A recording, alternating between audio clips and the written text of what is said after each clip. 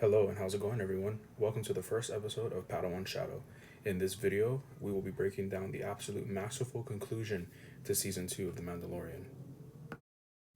I feel like this is the best Star Wars that we have seen since Rogue One or even the prequels in general.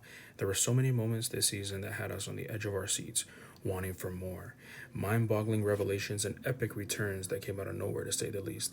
Let's just dive right into it as we have much to cover.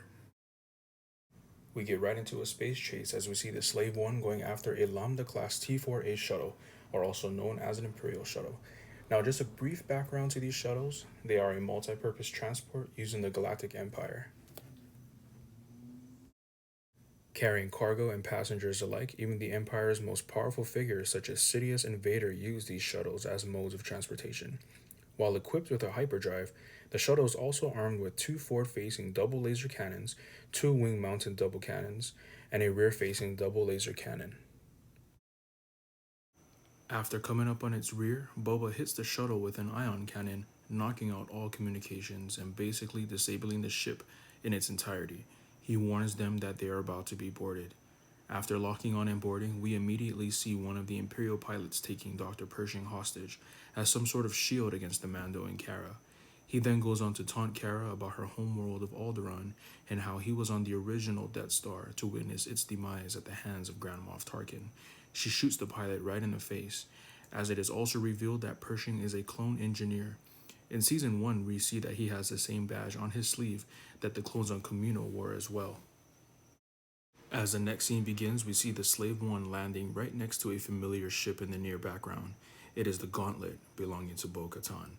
As Boba and Din approach Bo and Casca Reeves, they ask for help in rescuing Grogu from Moff Gideon. Boba then tells Din, "We don't need these two, let's get out of here." This is where things start to take a turn, as a familiar voice loomed in the mind of Bo-Katan. "You are a disgrace to your armor," she tells Boba. "This armor belonged to my father," Boba replied. "Don't you mean your donor?" Bo witted back. At this point, things are getting a bit edgy as tensions begin to rise between Bo, Casca, and Boba. For those of you who don't know, Boba was the unaltered clone of Jango Fett, meaning that there was no accelerated aging put into his genes, allowing him to live a full life just like any other human species. This was at the request of Jango, as he wanted Boba to be raised as his own son. "I've heard your voice 1,000 times," said Bo, referring to the fact that she knew Boba was a clone. Casca and Boba engage in a brief physical altercation. All in all, after that brief entanglement, they agreed to help Din on his quest to rescue the child, in exchange for Moff Gideon's light cruiser, which Bo states will be used in the retaking of Mandalore. She also informs them that Gideon has an ancient weapon that once belonged to her, and that it could cut through almost anything except pure Beskar. With her in possession of this weapon, it would put her back at the top of the food chain as the ruler of Mandalore, and the Darksaber would be back at its roots. Now, shortly after, we see Dr. Pershing assisting our group of heroes with every detail they need in order to find Moff Gideon. He tells them that there is a whole platoon of Dark Troopers on board his light cruiser, and that they could be a huge problem. He also informs them that these troopers are now third generation design and no longer humanly operated, and that they may take a few minutes to warm up after being stored in a cold part of the cruiser. The crew sees this as an opportunity to get on board before they are fully activated. They also learn the location of where the Moff is keeping Grogu, and they quickly draw up a plan to start the rescue. As they come out of hyperspace at the coordinates of the light cruiser, they put on a fake space chase as Boba chases after the Imperial shuttle, playing around to make it seem they need an emergency landing. TIE fighters are dispatched and sent out to shoot down the Slave One, but once Bo-Katan crash lands the shuttle in the light cruiser, Boba shoots down the fighters with ease and jumps right back into hyperspace. The team of girls totally wipe out every stormtrooper they see in sight, and it is pretty impressive to witness. While all of this is happening, we see Din sneaking through the halls of the cruiser on his way to trap the Dark Troopers. But just as the doors close, one holds it open and gets through. For a brief moment, we can see how powerful their armor is, but also at the same time how powerful Beskar is as well. Mando's blaster does no justice in a fight against the Dark Trooper, but when he gets hold of his Beskar spear, he is able to behead it, killing it. He runs back to the door controls and releases the rest of the platoon into space, or so we think. The girls eventually get to the bridge of the cruiser, absolutely annihilating everyone in sight. Mando eventually finds Grogu's cell and Moff Gideon holding the darksaber over his head. Gideon tells Din that he can leave with the child because he already got what he needed from it. He wanted to study his blood. Now, in theory, this could be the blood used to create force sensitive beings, or in other words, bringing Sidious back through the creation of Snoke. But we'll leave that for another video. Gideon attacks Mando as soon as he turns up to pick the child. Using his spear, Mando beats and disarms Gideon after a pretty decent fight. He disarms and cuffs him, brings him to the bridge, where we see that Bo-Katan is shocked, but angry that Mando is holding the darksaber. The only way for her to properly claim the darksaber from him is to defeat him in combat. Gideon explains this to everyone on the bridge, making it seem all the more interesting. Would Bo-Katan engage by route of combat to best Din Djarin and reclaim Mandalore? Whoever wields the saber holds the power. Suddenly, as alarms go off within the bridge, the Dark Troopers are back on the scopes, entering the cruiser. Gideon knew the Mando had trouble with one Dark Trooper, and he was interested to see how they'd fight a whole platoon. He also revealed that once the troopers got to the bridge, everyone would die except for him and Grogu, as they were programmed to keep them alive. The Dark Troopers punch and power their way through the blast doors, almost getting through them completely. As all hope is almost lost, an alarm sounds again, and this time we see one single X-Wing flying straight for them. Kara sarcastically says, "One X-Wing? Great, we're saved." Little did she know that this X-Wing belonged to Red 5, the son of Vader, the brother of Leia, the Grand Master of the new Jedi Order, Luke Skywalker. Now this took everything to another level, and I could not believe that Master Luke has returned. For days, people were speculating the return of Mace Windu, Ezra Bridger, and even Cal Kestis, and how they were the ones to hear the call of Grogu on the Scene Stone.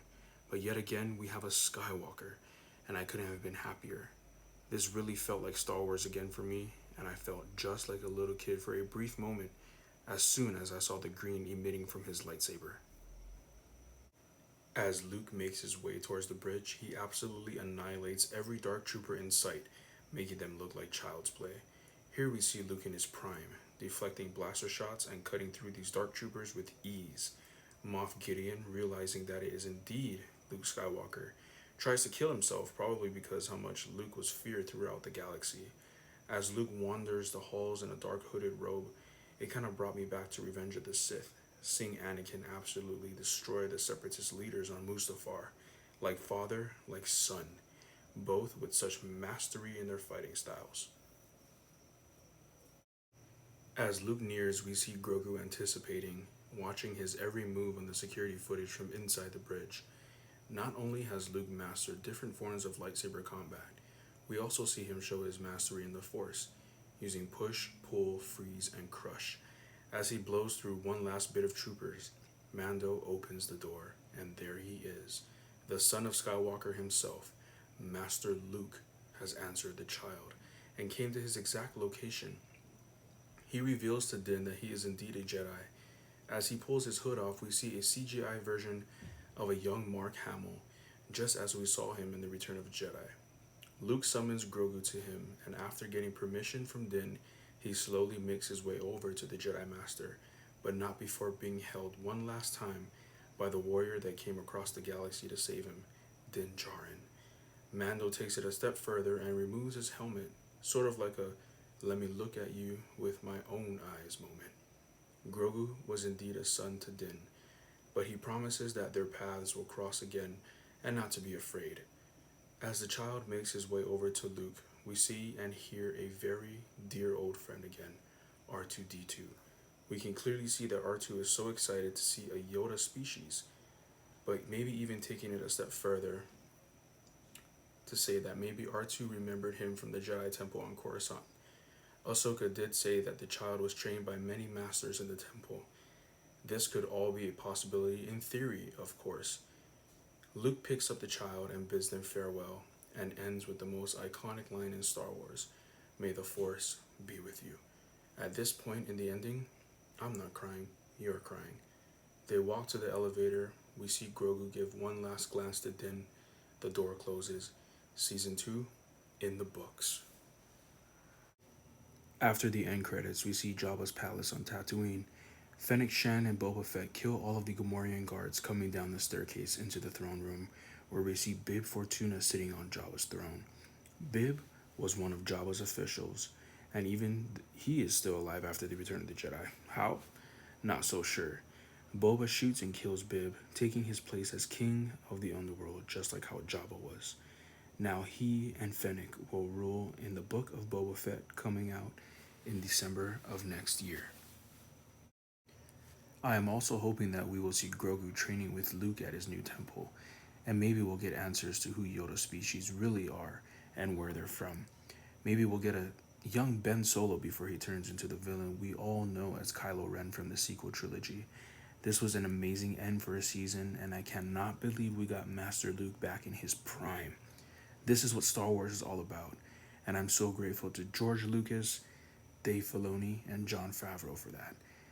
Please drop a like and hit subscribe so that we can grow this channel to all parts of our galaxy. Thank you all for embarking on this new quest.